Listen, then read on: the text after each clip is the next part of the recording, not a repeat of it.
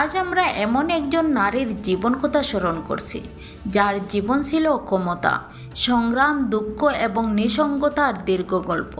তিনি হলেন বেগম খালেদা জিয়া। একজন সাধারণ গৃহবধূ থেকে তিনি উঠে এসেছিলেন বাংলাদেশের সর্বোচ্চ রাজনৈতিক নেতৃত্বে।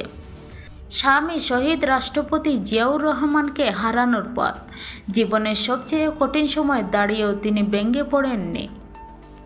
একা হাতে দলকে নেতৃত্ব দিয়েছেন, বারবার কারাবরণ করেছেন, দীর্ঘ অসুস্থতা ও রাজনৈতিক চাপের মধ্য দিয়ে জীবন কাটিয়েছেন।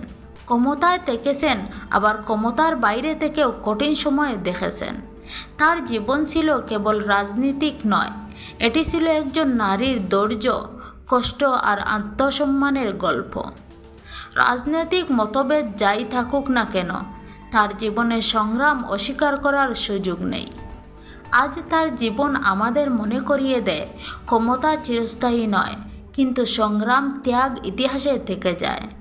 আমরা প্রার্থনা করি মহান আল্লাহ যেন তার জীবনের সব কষ্টের যথার্থ প্রতিদান দেন এবং দেশবাসীকে দেশ সহনশীলতা ও মানবিকতার শিক্ষা।